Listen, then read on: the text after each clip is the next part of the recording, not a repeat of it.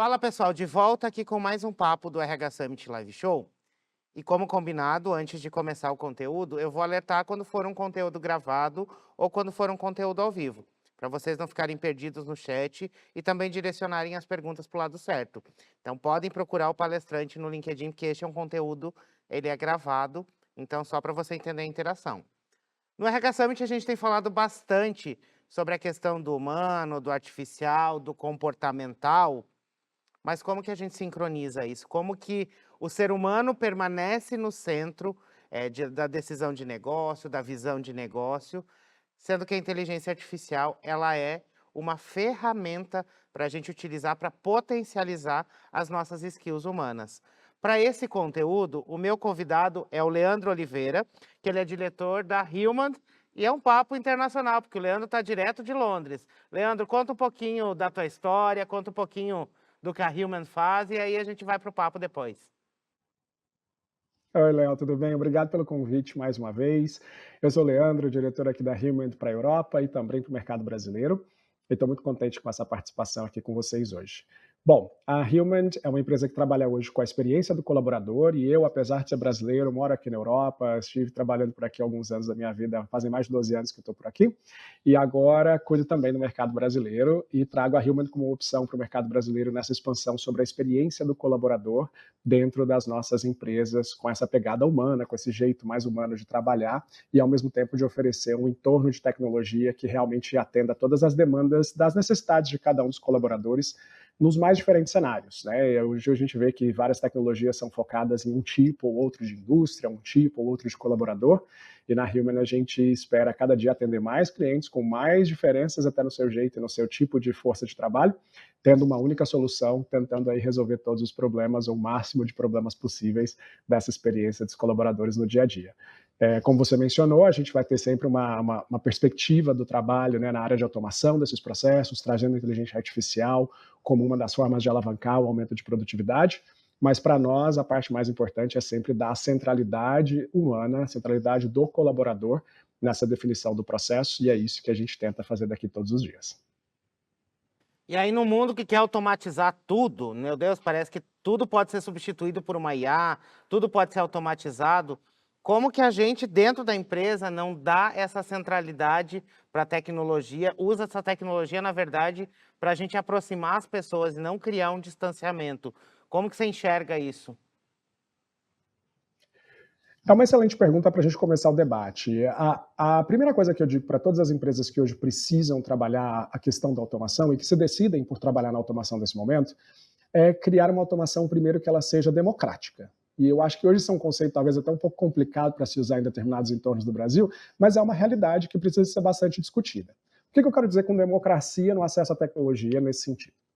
Existem alguns números de empresas aí hoje no mercado que estão muito mais preocupadas em querer trazer a inteligência artificial como a salvação dos seus problemas, quando na realidade elas ainda têm uns problemas muito básicos para serem resolvidos, uma questão de automação, né, ou melhor, de integração social e tecnológica dentro da sua carga de trabalho. Quer dizer, quantos dos seus colaboradores hoje teriam a condição de ter acesso, de usar da forma correta e com os benefícios corretos uma inteligência artificial? Quando na realidade várias dessas empresas têm processos ainda muito manuais. A primeira questão que a gente tem que pensar em resolver com a inteligência artificial é aquilo que se dá de benefício, mas um benefício também democrático, aquilo que realmente atende a demanda de todo mundo dentro do seu entorno laboral, sem de fato criar novas barreiras aonde determinado grupo de colaboradores não vão ter a opção de ter acesso simplesmente porque a literatura tecnológica não chega àquele tipo de colaborador. E isso às vezes é uma necessidade muito grande. O que eu brinco com isso aqui quando eu estou conversando com os meus clientes é sempre que você não constrói uma casa pelo teto, você constrói a casa pela base. Então, a democracia da tecnologia, ela se dá pelo fato de que hoje você teria condições de que todos os seus colaboradores pudessem, de forma igual, ter acesso a uma mesma plataforma, ao mesmo serviço ou a mesma solução. Se você diz que você, na sua empresa hoje, não tem condições de oferecer de forma igual uma mesma solução para todos os seus colaboradores, possivelmente a inteligência artificial ainda não é o que você precisa.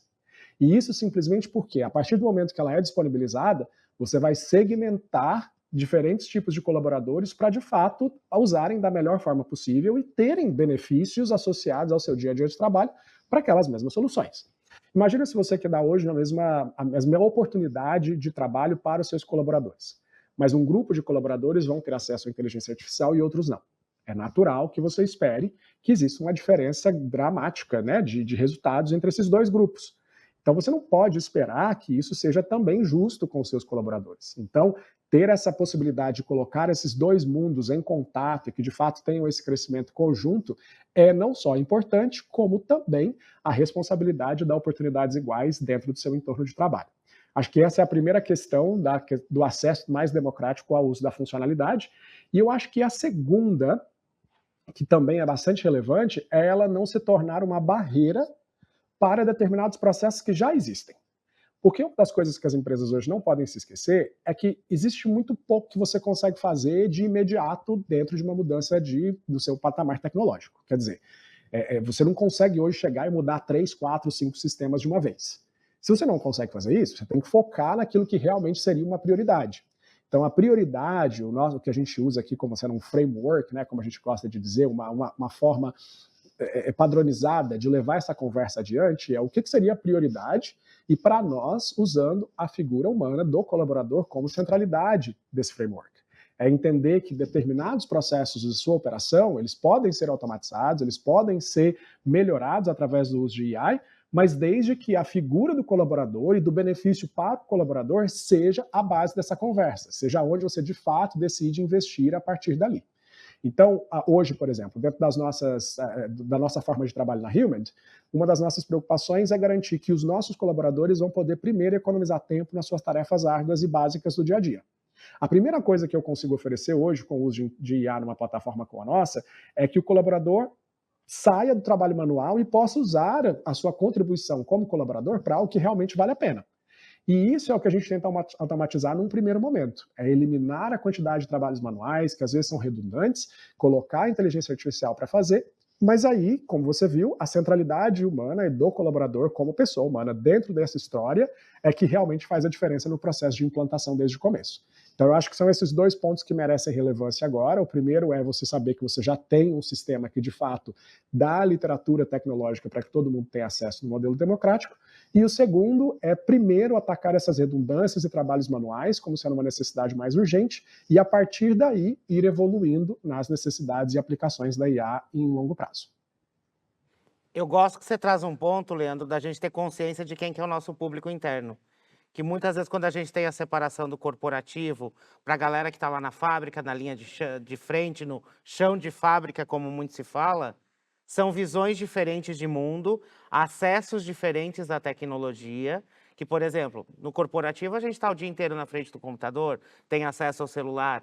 A pessoa que trabalha na linha de produção, ela nem sempre tem acesso ao e-mail ou o celular, ela acessa fora do horário de trabalho.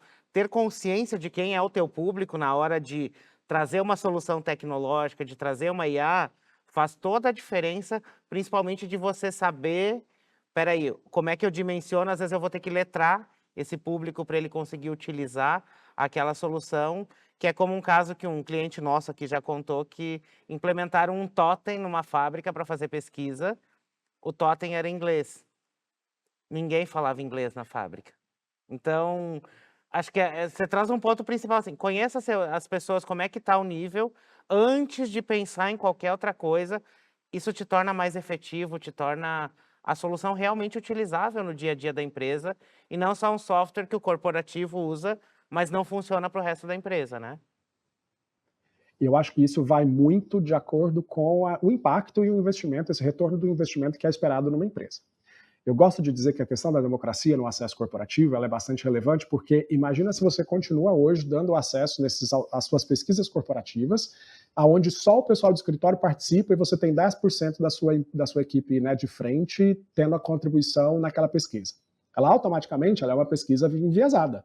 Você está tendo cada dia mais a criação de um ambiente mais e mais voltado para o corporativo, criando mais e mais oportunidades para o corporativo, não atendendo às demandas básicas e muito menos um plano de melhoria contínua para as suas equipes de frente. E que, de fato, são elas que realmente contribuem para o dia a dia das operações. E isso, essa questão da democracia dentro da forma de trabalho, trazendo essa centralidade do humano para o seu processo de investimento, e ao mesmo tempo de implantação de tecnologias, é bastante relevante até para você entender que você quebra os viés e de fato dá oportunidade para todo mundo de forma igual. Hoje é uma grande dificuldade de todas as empresas, especialmente essas que têm essa divisão tão significativa entre a equipe corporativa e a equipe de frente, né, de operações, que na realidade não conseguem hoje sequer criar esses dois mundos. Essas pesquisas elas não se conversam, elas não têm de fato um plano de ação que se aplica às duas realidades, o que acaba se transformando num dinheiro jogado fora. Afinal de contas, se você atende só as demandas de um grupo ou de outro, você na realidade não atende ninguém. E eu até brinco, né, que é uma empresa que hoje só tem 40% das pessoas, e são alguns números mágicos que eu gosto de trazer às vezes, mas se você hoje tem uma pesquisa de satisfação dentro da sua empresa e hoje você tem 40% de resposta, na realidade você não devia estar tomando nenhuma decisão corporativa baseada nessa resposta. 40% é muito baixo para que você faça daquilo um plano de ação. E eu sei que hoje várias e várias empresas, por terem 40% da sua força laboral dentro do escritório e os outros 60% no caráter operativo, acabam tendo esses 40% do corporativo tendo a possibilidade de contribuir para suas pesquisas e usando isso como verdade absoluta para trazer uma questão estratégica para a empresa. É um risco muito grande.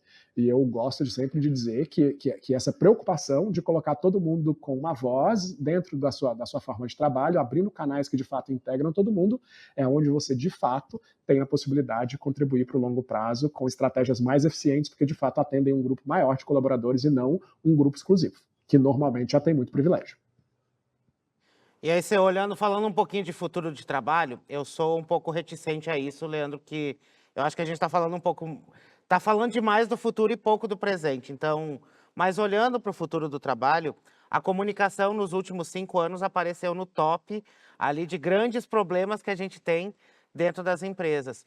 E ela está sofrendo um impacto gigantesco de inteligência artificial, as ferramentas de automação, mas como que eu trago essa comunicação e eu mantenho de novo o papo central aqui, o humano no centro dessa comunicação, independente da ferramenta que eu esteja utilizando, mas que eu mantenha ela voltada ao colaborador para trabalhar engajamento, bem-estar e tudo mais, mesmo que essa equipe também, por exemplo, você está em Londres, tem gente da Human espalhada pelo mundo inteiro, como que eu uso essa comunicação para fazer a pessoa se sentir pertencente, para ser uma ferramenta realmente que eu consiga me aproximar desse colaborador e não só um repositório de informações, muitas vezes? Excelente pergunta. Eu diria que a primeira coisa é você ter ferramentas que hoje te possibilitam a ter dois canais de comunicação, dois caminhos, melhor dizendo, para essa comunicação. Você tem que ter um caminho de ida e de volta. Você tem que saber se aquilo que foi compartilhado foi realmente entendido, foi um conteúdo consumido, entendido e automaticamente colocado em prática no dia a dia do trabalho. Se você tem uma ferramenta que só dispara, né, e aí eu brinco que é aquela história dos canais de WhatsApp da vida que as pessoas acham que todo mundo da empresa está lento. Não está. Hoje a gente sabe, por exemplo, com uma pesquisa que a gente fez de campo, que as nossas empresas, nossos clientes, né, que usavam antes canais de WhatsApp, sabiam que 70% dos seus colaboradores tinham aquele grupo onde estava todo mundo da empresa desligado. Ele era um grupo no mudo e que ninguém, as pessoas abriam quando achavam que tinha que abrir. Então não era uma comunicação efetiva. Essa é uma realidade que, de fato, precisa ser trabalhada muito melhor pelas equipes de comunicação, que normalmente têm recursos um pouco mais limitados. Você falou sobre um ponto bastante relevante, que é a comunicação ficou no centro por muitos anos, nos últimos anos. Isso aconteceu, em um caso muito particular, em virtude da pandemia. A gente acabou se desconectando do dia a dia da vida real, teve que se colocar no mundo digital e começar a trabalhar por esse mundo digital. Então, é claro que a centralidade da comunicação começou a fazer parte das nossas vidas, as formas diferentes de trabalho hoje, com trabalhos híbridos, trabalhos presenciais ou trabalhos 100% remotos, esses ambientes onde essas mudanças existem dos dois lados. Quer dizer, você teve que dar recursos para que o seu colaborador ficasse conectado naquela maneira de trabalhar e soubesse onde os recursos estavam, onde a informação estava e assim sucessivamente. Mas quando você não dá um caminho de duas vias, quando você não tem a possibilidade de saber se aquela informação fez sentido, se ela foi consumida e se ela tem um papel prático no dia a dia do trabalho, você não tem uma comunicação efetiva, porque você não sabe se você precisa ter uma mudança na sua forma de se comunicar, se você não sabe se aquela comunicação foi efetiva ou não, você não sabe se aquilo realmente criou um plano de ação como era esperado dentro de departamentos ou indivíduos, e tudo isso faz parte de como a gente identifica hoje a comunicação efetiva dentro do meio corporativo. Um outro fator que eu gosto de lembrar nesse conceito da comunicação e a centralidade da comunicação é não deixá-la extremamente artificial. Você pode, por exemplo, que uma inteligência artificial te ajude a criar determinados posts em caráter corporativo, para que você se sinta melhor, por exemplo. Quero fazer um post para que vai ser colocado pelo meu CEO, mas esse post quem vai publicar é ele, não sou eu ou ela. Então isso significa que eu quero colocar um vocabulário ali que seja muito mais parecido com o de um CEO. Eu posso usar a inteligência artificial para me ajudar a criar esse rascunho que o meu CEO vai usar. Mas isso não precisa tirar de mim a identidade, então eu posso inclusive treinar as minhas próprias IAs para usar esses recursos da forma com que eu falaria. Claro, polindo aquilo de um jeito ou de outro, para que eu perca menos tempo pensando demais sobre que palavra usar e automaticamente usando as sugestões que a IA me dê nesse caso. Mas o que é muito importante é que você, por exemplo, tenha canais de comunicação que realmente mostrem a figura humana como parte central desse processo. E o que eu digo, por exemplo, é quando você tem hoje lideranças e executivos que participam de lives dentro dos seus entornos corporativos, que apesar de não ter nada programado, terem o seu script, mas não tem nada programado por inteligência artificial para como aquilo vai ser dito, da forma que vai ser dito, fazem e colocam a sua cara ali como uma parte direta do processo e se tornam corresponsáveis pelo conteúdo que ou simplesmente responsáveis, em alguns casos, como o conteúdo que está sendo colocado por ali. Dar essa centralidade para cada uma das pessoas é um fato bastante importante nesse dia a dia, e você pode usar ferramentas hoje para te otimizar determinadas partes desse processo, mas nós, inclusive, colocamos aqui na Human um papel super importante, não só nos indivíduos, como na liderança, para que essa comunicação seja efetiva no momento de uma implantação, especialmente quando uma tecnologia como a nossa é levada para uma empresa, né, que tem um público talvez tão diverso. Assim, trazendo um apanhado do que eu pego desse nosso papo, eu acho que você traz palavras muito fortes que são de democratizar a comunicação, que ela consiga atingir todo mundo. Vou dar um puxãozinho de orelha no RH aqui, que muitas vezes a gente parte do princípio que se eu entendi, todo mundo entende. E aí isso me mostra que você não conhece a população da sua empresa. Então, o ponto de você tornar democrático é saber quem é seu público. Você trouxe um exemplo maravilhoso da pesquisa que você faz, pesquisa de clima, 40% da empresa responde. É o povo do escritório, enquanto o pessoal que está na operação, que é o que faz a empresa andar, vamos lá. Se não tem operação, gente, não anda o resto do negócio. Inclusive, não tem vaga para o RH se a operação não estiver funcionando. Então, conheça a realidade da sua operação, conheça quem vai utilizar. Quando você está mandando a comunicação, qual a linguagem? Dá para usar uma linguagem mais leve, não precisa ser tão corporativo. Claro que tem alguns assuntos que a gente precisa ser um pouco mais criterioso, mas faça a informação fluir, porque isso também, no final da história, né, a gente reduz o nosso problema no RH quando a gente consegue ter as pessoas bem informadas, diminui a quantidade de chamada, de gente perguntando coisa que já era para saber, ou você vai mensurar que de tempo em tempo tem que falar sobre aquilo. Então, comunicação como um todo traz o humano para o centro, e acho que você trouxe perfeitamente de tornar democrático, que eu saiba que todas as pessoas da minha empresa consigam acessar. Então, para finalizar, a tua dica de ouro que você deixaria para essa galera que, por exemplo, está muito ainda naquele formato de só o RH mandando informação, então isso não é uma comunicação, porque precisa de um emissor e um receptor, então está só mandando, não está ouvindo. Qual a dica que você deixa para esse povo aí? Hoje eu diria que a primeira coisa que você pode fazer é procurar uma solução que de fato atenda diferentes modelos de comunicação por um único canal, né? Então você criaria uma solução onde vários canais diferentes, ou vários módulos de uma mesma solução, te dão a oportunidade de usar diferentes tons, diferentes modelos de comunicação. Vou dar um exemplo. Quando eu estou aqui na Human, eu peço para que determinados clientes nossos tenham uma comunicação muito mais leve quando eles estão fazendo um post, e tenham uma comunicação muito mais rebuscada e até mais completa quando eles estão usando uma revista digital. São finalidades diferentes, acabam sendo públicos internos diferentes. Então, você ter esses diferentes canais dentro da sua solução para poder te ajudar a ter tons diferentes e até complexidades diferentes na mensagem são bastante relevantes. Não escolha nenhuma solução hoje em dia, né, para você aí no RH que está trabalhando, que precisa mostrar esse resultado para frente, não escolha nenhuma que não te dêem as métricas que você precisa avaliar, e especialmente para você criar planos de ação através dessas métricas. Então a parte de analítica hoje começa a ser cada dia mais relevante para que a gente possa melhorar. E eu acho que a última dica que eu adoro dar também é que você nunca se esqueça que vocês não estão sozinhos.